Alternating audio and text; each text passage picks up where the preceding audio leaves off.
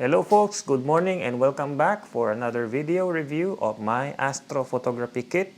As I mentioned last video, I will be showing you my astrophotography setup. The first equipment I will be showing you, just like the last video, is my tripod. This is the Leofoto LN364C tripod. Comes with a 75mm bolt right here. And I also bought the Leofoto YB75LP leveling base. Right here. I also added a Leofoto QS70, a quick release. It comes with two quick release plate that you mount on your ball head or your gear head or a fluid head, all that good stuff. So you can easily change your head. So let's put it back. Again, this is a heavy duty tripod with 10-layer carbon fiber legs. Okay, I think the maximum payload is about 70 to 100 pounds. Okay, and also very important into my astrophotography kit is my stool. Why is the stool so important? It's because you don't want to be sitting down for the entire night. So I got this from Amazon, the Grand Trunk. This is a rotatable stool. That's the reason why I like this one so much, because I can easily rotate. Normally, when I shoot photo, I move around all the time. So check and then go back. Okay?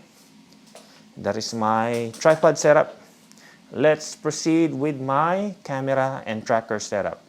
I'm going to start in showing you my star tracker. This is a Move Shoot Move star tracker made by Move Shoot Move. This is the original version. They have the newer updated version. It's the Nomad. I bought this one about 2 years ago. And the kit itself comes with a polar scope and a laser. I did some modifications on the laser and on the polar scope. So when you bought this one, the laser, it is not properly aligned. So what I did is I aligned the laser. I put a target and then just basically make sure every time I rotate, the laser itself stays on the center. And you have set screws around. You just have to find the middle, the center. And also the same story with the polar scope. The polar scope, it's not properly aligned. So I did some changes. There's some set screws around here. So the same thing. I make sure I have a target and then rotate. Make sure the reticle stays in the center. So what I did, now that I have that centered, I put some tape. And I also put some tape on my focus, so I don't have to play around it at night. It's always on focus based on my eyes. And also, I modified the illuminator right here, the glow-in-the-dark illuminator. Because what happened was I accidentally dropped this one. It was cracked in half. So I put it back together. I put some wrap, carbon fiber wrap, and some zip ties and put it back together. Actually, this one works really well. So these are the ones that comes with the kit. So in addition, I also bought a Move Shoot Move Aline Wallace V bracket. Initially, I bought the Z bracket right here. And then what I found with the Z bracket initially was any slight vibration makes my photo blurry.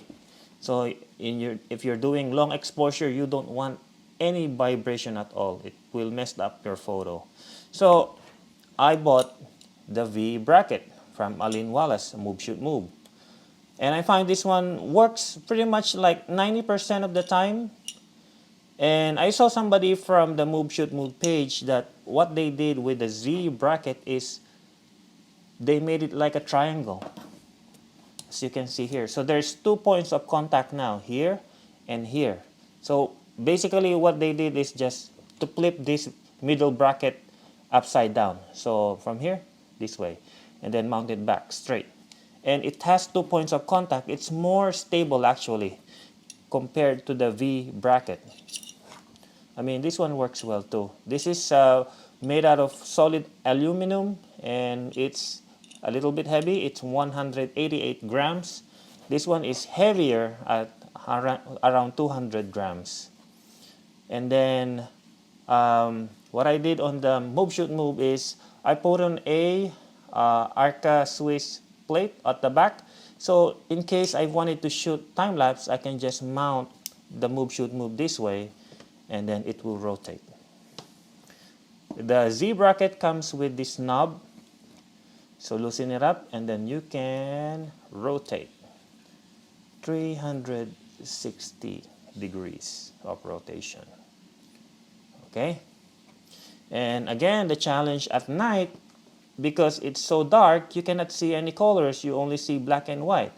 So every time I make one exposure, I'm talking about one exposure is like around 90 seconds for one set of 90 seconds. That's about, you're talking about 15 minutes of exposure. And after I take 15 minutes of exposure, because normally the purpose of the star tracker is to track the stars or counteract the rotation of the Earth. So it starts like this, right? So start like this. After 15 minutes, it's this way already. Now, if I want to take another set of exposure, I want to make sure I start in the center, right here. So at nighttime, this is very difficult to do, because you don't have, you can use light, but I prefer to be in the dark all the time, so my eyes will always be dilated. So what I did is basically I put some tape at the back. I put a tape on the Z plate and on the tracker, and then at night I just make sure they're aligned together. It doesn't have to be 100% aligned, but just close enough, so you know that I am level, centrally level here. Because what happens is, if you keep your camera on this way, what in my experience, this one gets loose, this plate, the one mounting the Z bracket, and it will fall off that way. So I always keep it on the top. This one does not have the counterweight. That's one of the biggest drawbacks, and it does not have a mounting set screw. Unlike the new Move Shoot Move tracker, the Nomad, it has a set screw, so it would not accidentally get loosened. But other than that, I put a blue Loctite in the screw, and so far it works very well, no issues. I gonna tell you now that save your money and get the Z plate rather than the V plate.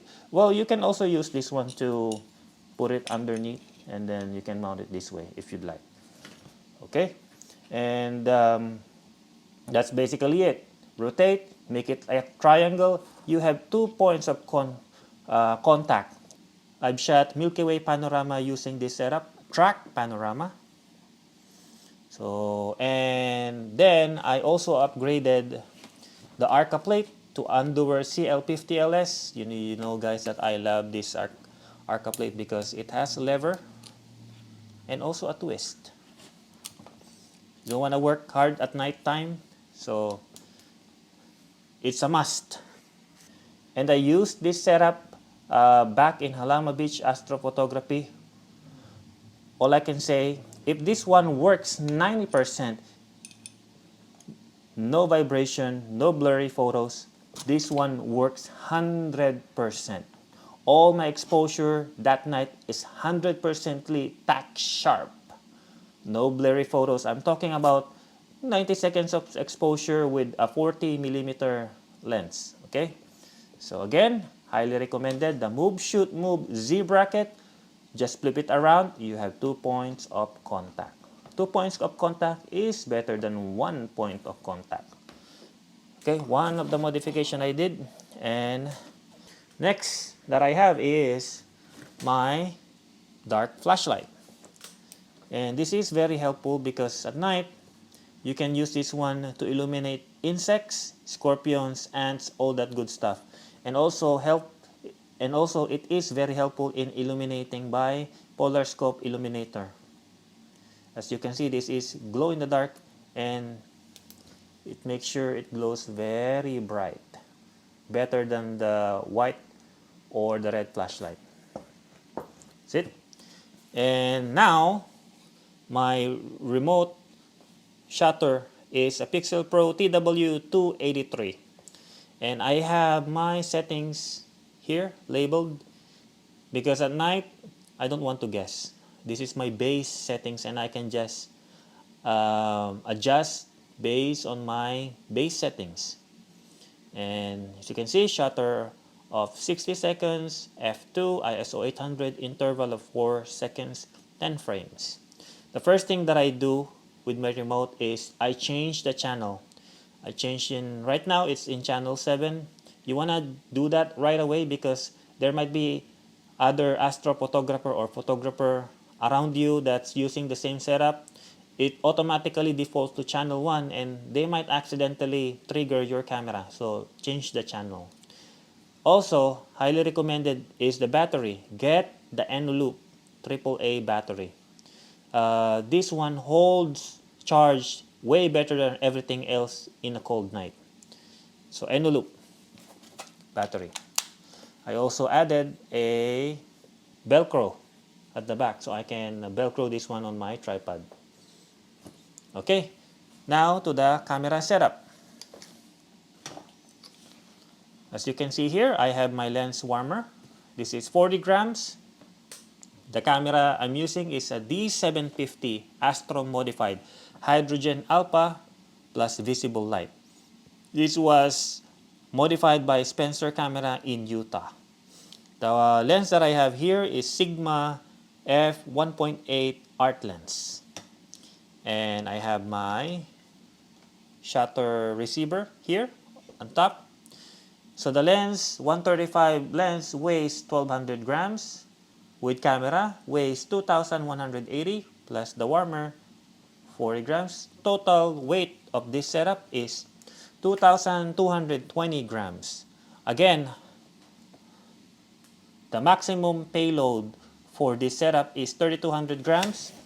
And this setup, the ball head and the Z plate, weighs 550 grams already. So we only have 2650 grams available weight. And this setup it weighs 2220 grams. So we are almost maxing out the weight payload of this star tracker. And the next lens that I have is my Sigma 40mm f1.4 art lens. This one weighs 1,320 grams plus the camera and the warmer, total of 2,340 grams. Again, it's below 2,650 grams, the maximum payload. And the last lens that I use is the Sigma 28mm f1.4. This camera weighs 947 grams, mounted to the camera with the lens warmer, total weight of 1,967 grams. So the reason why I have my 135 mounted on my D750 right now because it's winter season. That means Orion season. I want closer focal length. I've shot Orion last year, but I want to try do better this time.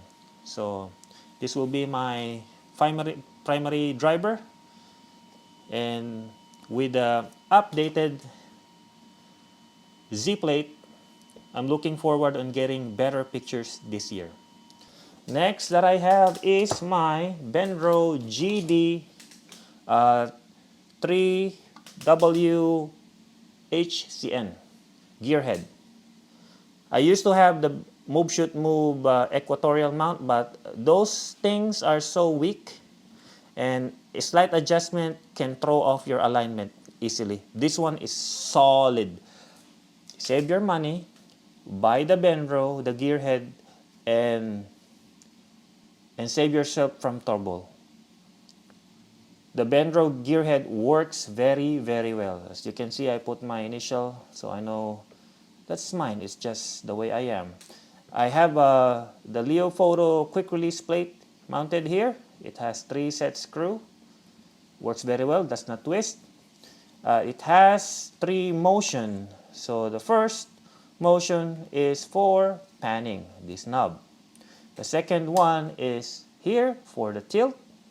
And this one is for horizontal level. So this motion right here. Okay. Now let's put our astrophotography kit together. Let's start with the Benro gearhead. There you go. And then lock. So easy to use. Then our move shoot move tracker this way.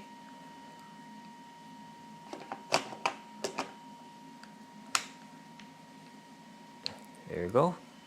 Let's mount our polar scope and laser on the right hand side. There it is. Level the polar scope. There's a spirit level in the middle. There it is. Now aligned. So you can see this is perfectly level right here. So the reason why I sit down is because I do this all the time. This is how I check my polar alignment to Polaris. Now we are gonna mount our camera. This is our D750a with the lens warmer with 135 Sigma art lens. As you can see, this is the battery. Put it here. And I mount my camera this way. It's facing towards me. Let's adjust. Okay. It's lock. Easy. Then normally we are facing towards north this way, so we will be facing towards the east or west. Now it's locked. Make sure everything is tight. And now we can start taking exposure. I have my remote here. That's the reason why I put Velcro. I put another Velcro here. And I just leave my camera right there. And I constantly checking and checking visually if my setup is good. So while I'm taking photo of the night sky, I'm also stargazing using my naked eye. And sometimes I have my binocular, but most of the time I just stargaze, relax, and think of the good memories that I've had while taking photos and in real life. And doing astrophotography is very relaxing hobby. Although it's expensive and it's very challenging, that's the reason why I like astrophotography, because you try and explore what other people cannot see. Sometimes the beauty is at the night, because not everyone can see the real beauty. It's the simplicity of the dark night. I still have way more to learn. So far, this is the best setup I've done. I have not changed this setup. With the modified Z-mount, I get 100% accuracy. One of the reasons why you want to set it up ahead of time is because sometimes you forget something. And it happens to me several times that, number 1, I forgot to put on my battery. Number 2, there are times that I forgot putting my memory card. Number 3, I forgot to charge my tracker and all that stuff. So it is very imperative that you get your astro setup ahead of time before it gets dark. And when everything is set up, make sure that you always turn on your tracker. That happens to me too. I thought I thought the tracker is working. So turn on your tracker. Make sure you are polar aligned. Adjust your altitude and your pan. So download the app and follow the proper alignment to Polaris based on the time of the day. Turn on your camera. Turn on your remote receiver. Turn on your remote. Focus. So what you do is, what I do is I turn on the live view mode on my camera. Let me demonstrate.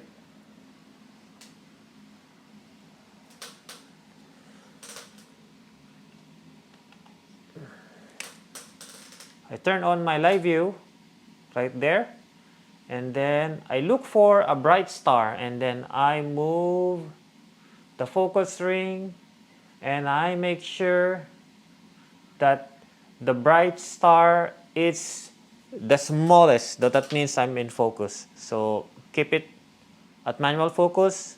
My camera is set to bulb ISO 800 f2 all the time, and have a custom white balance for night sky.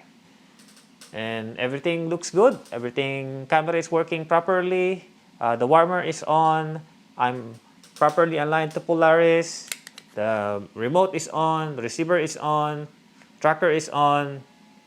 Now, set up your remote to set it to 60 seconds, interval of 4 seconds in between shot. The reason why you do that is you want the photo to be written on the card first. That happened to me several times, that I put the interval like 2 seconds and the camera was taking picture, and then after taking picture it start to write on the card, but 2 seconds sometimes is not enough, so the exposure did not get saved. So 4 seconds is the happy medium for me, just enough time to write. And then since this one has a mirror, you wanna give a few seconds for the vibration to settle down and to take another exposure. That's also helpful. And yeah, that's basically it. I hope I'm able to share my base setup that works for me, and my knowledge in modifying the setup that works for me and might work for you as well. And again, thank you for watching. Clear skies, and stay tuned for more astrophotography adventures. Okay, peace out.